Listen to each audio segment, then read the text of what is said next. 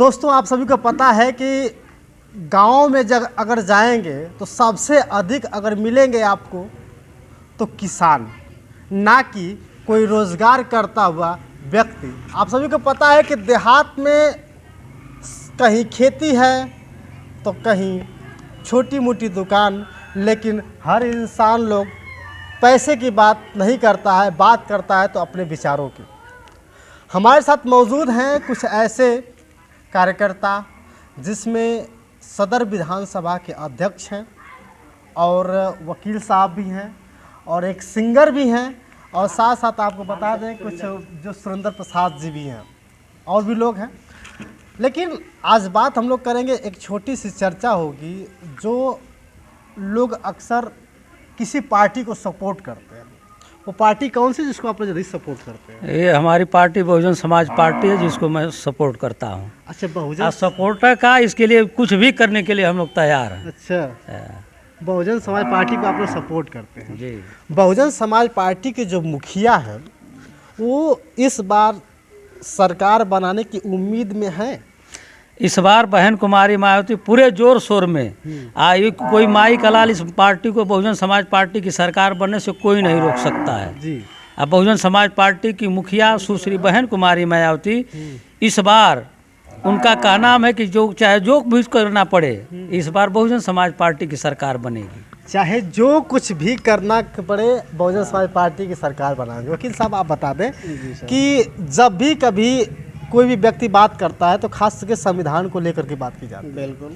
और आज आप कई दिनों से सुने भी होंगे कि संविधान को हटाने की बात की जा रही है। क्या लगता है कि संविधान के हट जाने के बाद लोग स्वतंत्र रूप से काम कर पाएंगे?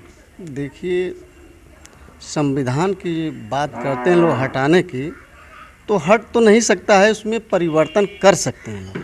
पहली बात ये जानना ज़रूरी हम लोग को है कि बाबा साहब बहुत अथक प्रयास के बाद, रातों दिन मेहनत के बाद, पूरे कई देशों के संविधान का अध्ययन करने के बाद ये संविधान भारत का बना है। भारत का संविधान बहुत बड़ा और लचीला है, इसमें संशोधन होता है। कोई भी कानून है, परिस्थितियों के अनुसार बदलाव होता है, परिवर्तन होता है, लेकिन ख़त्म नहीं कर सकते। ख़त्म करने के तो प्रयास में हैं उनको लोग। तो जो आज के आरएसएस के लोग हैं या मनुवादी विचारधारा के लोग हैं तो संविधान को तजब्बो नहीं देते हैं। लेकिन संविधान में एक शब्द लिखा गया है, आप पहले ही पन्ना को पढ़ेंगे तो ये लिखा गया है कि हम भारत के लोग हैं। उसमें ऊंच नीच भेदभाव नहीं लिखा गया है। क्यों? उसमें स्पष्ट लिखा गया है कि मैं भारत के लोग हैं, हम। तो साथ आपके चैनल के माध्यम से मैं कहना चाह रहा हूं कि आप सुन रहे हैं कि संविधान को बदल देंगे, इनकी औकात नहीं है। आज संविधान ऐसी परिस्थितियों में बना है, परिवर्तन कर सकते हैं, इस बात को मैं मानता हूं। सदन में उनकी बहुमत है। ऐसा है कि वो संविधान परिवर्तन करने की उनकी बस की बात नहीं, उसको निष्प्रभावी करने के वो चक्कर में पड़े हुए हैं। उनकी औकात नहीं हो कि संविधान बदल दे। संविधान, देखिए, वो संविधान को बदल नहीं सकते। जैसे कि उनके कानून में जो भी व्यवस्था है, व्यवस्था में परिवर्तन करेंगे ना। आर्टिकल जो हमारा है संविधान में जो भी है तो उसको परिवर्तन करेंगे। ये ना कि जैसे कि आज हम सरकारी नौकरी हैं उसको प्राइवेट कर रहे हैं तो उसमें व्यवस्था परिवर्तन कर रहे हैं। ये ना कि संविधान को बदल रहे हैं। ठीक है, उनकी औकात नहीं है, इसलिए वो बदल रहे हैं कि सबसे ज़्यादा इस धरती पे कौन है लोग जानते हैं? SC ST बैकवर्ड माइनॉरिटी के लोग हैं। तो ये बहुत ज़्यादा संख्या में बाबा साहब तो यहीं लड़ाई लड़ते थे। 1932 में बाबा साहब यहीं लड़ाई लड़े थे। कि आप कांग्रेस के हो तो आप समझ रहे हो कि मैं पूरे ही हिंदुस्तान का मालिक हूँ, लेकिन इनके मालिक कौन है? बाबा साहब यहीं से लड़ाई शुरू किए थे ना। निष्प्रभावी का इनका मतलब यही है कि ये इसलिए प्राइवेट सेक्टर में सारी नौकरियों को ये कर रहे हैं। जैसे प्राइवेट कर देंगे तो सरकार में रहेंगे, सरकारी सिस्टम का प्रयोग करेंगे तो उनको आरक्षण देना पड़ेगा। इसलिए उन्होंने प्राइवेट की व्यवस्था सोचा है कि सारे सरकारी तंत्र है उसको प्राइवेट की तरफ ले जा रहा है। उनकी यही मंशा है, इसलिए वो संविधान को थोड़ा उनके औकात है कि बदल सकते हैं। हाँ, ये है कि इस तरह का सिस्टम उन्होंने अपनाया है कि प्राइवेट सेक्टर में ले जा करके हम यानी संविधान को निष्प्रभावी बनाने के तौर तरीके में चलिए पड़े वो बात संविधान को निष्प्रभावी बनाने की तैयारी कर रहे हैं। और जैसे कि और भी लोग हैं, अंकल जी आप ये बताइए कि आज विधानसभा के हर क्षेत्र में लोग कोशिश कर रहे हैं कि हम चुनाव जीतना चाहेंगे, तो अगर चुनाव जीतने के लिए क्या क्या काम किया जाएगा तो लोग अपने पार्टी को मजबूत कर सकते हैं? सर जो काम जो करना है ज़मीन पे, जैसे देखिए आज हमारी पार्टी बहुजन समाज पार्टी कर रही है कि पहले जो बूथ का जो कार्यकर्ता होता है वो जागरूक हो, वही राजनीति की ज़मीन होती है। इसे और पार्टियां जो हैं वो हल्ला मचा रही हैं, हम जीत रहे हैं, मगर कोई ज़मीन नहीं समझ रहा है। ज़मीन क्या है? हाँ, ज़मीन क्या है, जब वोटर क्या सोच रहे हैं, हाँ उसको कैसे हमको मैनेज करना है, ये चीज़ चाहे सपा हो चाहे बीजेपी हो, वो मीडिया में चिल्ला रही है। हमारी पार्टी ज़मीन पर काम कर रही है, कार्यकर्ता हैं, हम बूथ के हैं, चाहे सेक्टर के हैं, चाहे विधानसभा के पदाधिकारी हैं, सब लोग देखिए आज हमारा एक प्रोग्राम था, छोटा प्रोग्राम था, एक बूथ सम्मेलन था। हाँ, हमारी पार्टी ज़मीन में काम करती है, यही हमारा उद्देश्य है और सफलता का यही हमारा कुंजी भी है। हमारी पार्टी अगर जीतती है तो इसी तरह वर्क करके हमारी पार्टी जीतेगी। और मीडिया में जो भी दिखाया जा रहा है उससे हमसे नहीं मतलब। मीडिया में जो दिखाया जाता है दोस्तों, हर जगह मीडिया बदनाम होती है, लेकिन आप सभी को बता दूं कि दोस्त उन्हें मत दीजिएगा जो यूट्यूब मीडिया वाले काम करते हैं, क्योंकि आज यूट्यूब मीडिया की ही जीत हुई है कि मोदी जी हार गए और कृषि बिल जो पारित करने वाले थे वापस ले लिए। सर आपसे जानना चाहते हैं कि अगर हम गांव में चलेंगे, क्षेत्र में चलेंगे, तो ज़रूरत क्या क्या चीज़ों की होती है? जनता को क्या क्या ज़रूरत होती है? जनता को तो साफ ज़रूरत ये पड़ती है कि उनको शिक्षा, सड़क, पानी, बिजली, ये सबसे महत्वपूर्ण। जाने के बाद कोई प्रशासन सुनता नहीं है, तो बहन जी का एक सरकार थी, उसमें समय से पहले अधिकारी जा कर के वहाँ मौजूद हो जाते थे कि हमको कहीं से शिकायत न मिले। तो ये बहन जी की ऐसा सख्त नियम था कि हर अधिकारी चाहे डीएम एसडीएम भी हिलते थे और काम घरे आकर के उनका हो जाता था। ये बहन जी की सरकार में थी, और न बीजेपी की सरकार में ऐसी व्यवस्था थी, न सपा की में था, और न कांग्रेस की सरकार में ऐसी व्यवस्था थी। तो ये बहन जी का उद्देश्य था। बहन जी जमीन पर करके दिखाती हैं, झूठा वादा 15 लाख 20 लाख ये ऐसी बातें नहीं करती हैं। बहन जी जो हम लोगों के लिए इतिहास लखनऊ में बना दिए हैं, कम से कम 100 साल बरिस याद करते रह गए कि बहन जी हिंदुस्तान में एक इतिहास लिख के गई हैं। ये बहन जी का देन है। तो आपके चैनल से हमको पहली बार मिला है कहने का कुछ। सर हम आपसे जानते हैं, जैसे सर ने कहा कि बहन जी ने जो लखनऊ में बना दिया है, उसी मूर्ति को लेकर के लोग कहते हैं कि नहीं, बहन जी मूर्तियों की राजनीति करती हैं। इस पर आपका क्या कहना है? ये जो विरोधी हैं वो कहें वो अलग बात है, उनको तो ये खलता है कि बहन कुमारी मायावती ने जो ऐसा कैसे व्यवस्था रख दिया। उनके दिमाग में ये बात है, उनको ये पता नहीं। हमारे लोगों को भ्रम में डालते हैं कि उतना पैसा तो गांव में आया होता, लेकिन अगर वो बतावे कि 5 साल में उन्होंने कहाँ ईंटा भी रखा हो तो बता दे। वो उतना एक जगह ईंटा का भरमारा लगा के दिखा दे कि उन्होंने ये व्यवस्था किया है। बहन कुमारी मायावती जी की वजह से उन सबों को ये डर है कि बहन कुमारी मायावती ने इतने बड़े ये ऐसे स्थान पे ऐसा इतना सुंदरीकरण करा करके ऐसी पार्कों की व्यवस्था करा दिया है कि आज भी लोग जाते हैं तो विदेशों से लोग वहाँ घूमने के लिए आते हैं। जबकि उसका मतलब ये है कि सरकारी जबकि संपत्ति उससे वसूली भी जाती है। तो यार जो बहन जी ने वो कर दिया, इस पे वो लोग जलते हैं। तो उनका ये सोच है कि माला इस तरह का फिर एक बार और चांस मिल जाए तो हो सकता है कि इससे बढ़ चढ़ करके और व्यवस्था करा दी जाए। उनको ये डर सता रही है। क्या कहना चाहते हैं? दरअसल क्या है, जो बहन जी महापुरुषों के यादगार स्मारक बनवाई हैं, जब 95 में बहन जी देखी कि ये जो कई एकड़ों में ज़मीन खाली है, तो ज़मीन खाली है तो किस तरह की ज़मीन है, अगर ज़मीन पर कब्जा किए तो किन लोगों ने किया।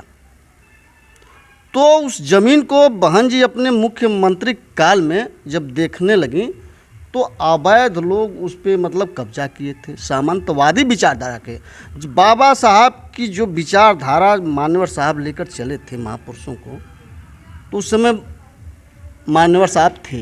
उनकी विचारधाराओं को देखते हुए बहन जी के दिमाग में आया कि यदि ये ज़मीन है तो क्यों न अपने महापुरुषों का स्मारक बनवा दें कि आजीवन आने वाला नस्ल भी देखेगी तो कहेगी कि मेरे कौम के यहाँ पे बादशाह रहा करते थे। वाह वाह वाह, सोचने को लोग बहुत सोचते हैं। जी क्या कहना आपका? नहीं सर, जो मूर्तियों के लिए आप कह रहे थे, ये आज मतलब सरकार बीतते लगभग 10 साल हो गया है।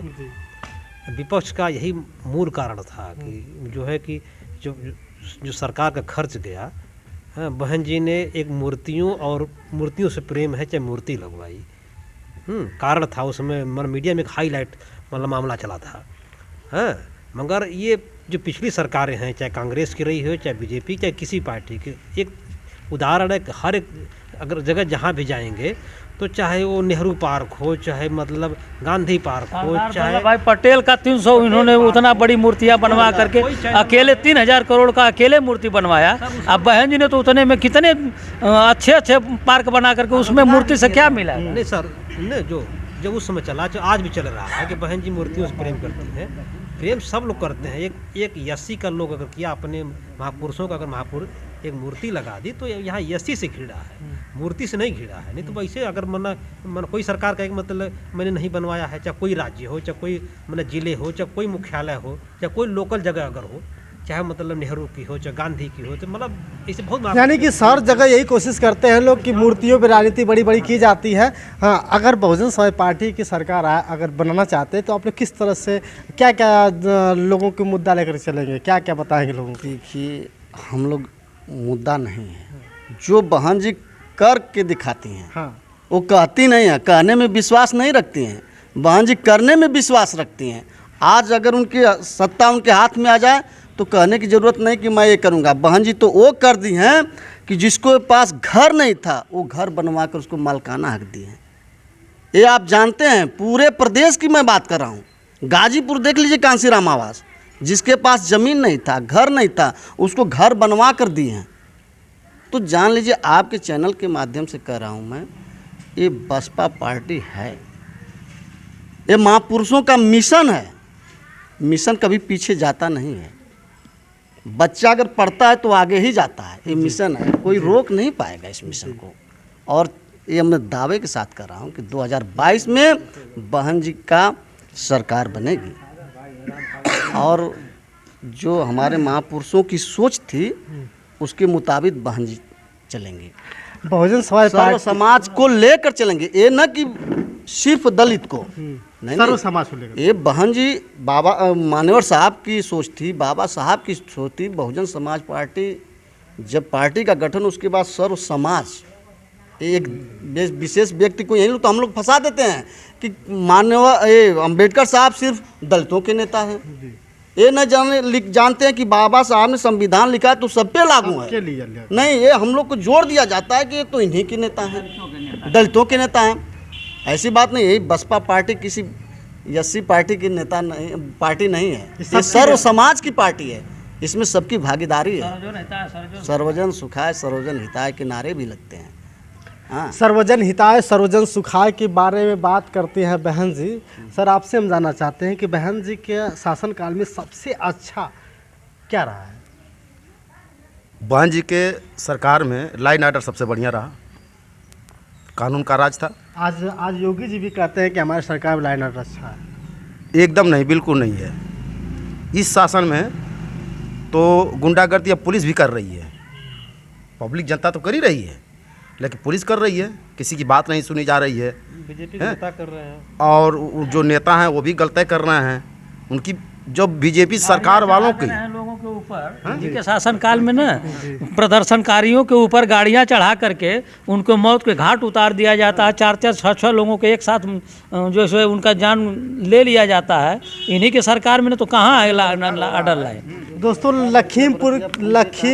लखीमपुर खीरी की जो घटना है आज भी लोगों के जहन में बसी हुई है कि ये भी कार्यकर्ता तो है ही, साथ साथ किसान भी है और किसानों का दर्द हर किसानों के कानों में गूंजता रहता है। जी बताइए। अभी लोगों का कहना होता है कि जो हाथरस में घटना घटी है उसमें बहन जी कभी बोली नहीं। देखिए, बहन जी प्रदेश के 4 बार मुख्यमंत्री रहे हैं, कानून व्यवस्था स्थापित करके समाज को दिखा चुकी थी। आज लाइन आर्डर है नहीं। बहन जी क्या कर सकती हैं बताइए? जिसके हाथ में लाइन आर्डर है, हाथरस कांड आप देखे हैं कि उसमें मानवता का शर्मसार हो गया, धर्म का शर्मसार हो गया, रात में दफन हो गया, पेट्रोल डालकर जला दिया गया, वहाँ पर किसी मीडिया बंधु को नहीं पहुँचने दिया गया, उसके साथ गैंग रेप हुआ, उनको ये सरकार उनको सुरक्षा प्रदान की थी। जिस दिन ये घटना होती है, हम जो दिल्ली में उसकी मौत होती है, उसके बाद पूरे सारे फोर्स लग जाता है, लेकिन जो अभियुक्त थे उनके कस्टडी में थे, उनको सेवा कर रही थे कौन? सरकार आज के। इनका लाइन आर्डर कहाँ है? लाइन आर्डर तो गरीबों पर चलता है। ये जो यहाँ के बैकवर्ड दलित हैं उनके पर लाइन आर्डर चलता है, बकिया तो खुलेआम गलत काम करके चल रहे हैं। लाइन आर्डर कहाँ है?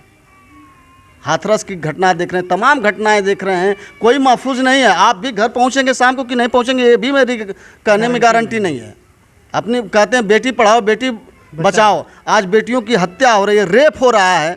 अगर बहन जी की अगर शासनकाल होती ना तो एक बार लोग नज़र उठा कर देखते, उनको समझ में आ जाता कि कैसे रेप होता है और कैसे बलात्कार होता है। क्योंकि महिला ही महिला का दर्द समझ सकती है, क्योंकि पुरुष के अंदर वो औकात कहाँ जिसकी शादी नहीं हुई है। दोस्तों बहुत सारी बातें हैं, अगर कार्यकर्ताओं से लगातार मैं बातें करते रहूँ तो लगातार ये लोग कोशिश के बताते रहेंगे, क्योंकि हर इंसान के जहन में बसा हुआ है कि इस बार उत्तर प्रदेश के सरकार बनाएंगे तो बहन जी को, क्योंकि बहन जी का लाइन आर्डर बहुत ही सही रहा है और सभी लोगों का कहना है कि इस बार बहन जी की सरकार बनाने के लिए हम लोग पूरी जोर शोर से कोशिश करेंगे। बाकी वीडियो कैसे लगी कमेंट करके बताइएगा। आप देख रहे थे सत्या एक्सप्रेस, मैं सत्यानंद स्वामी, शुक्रिया।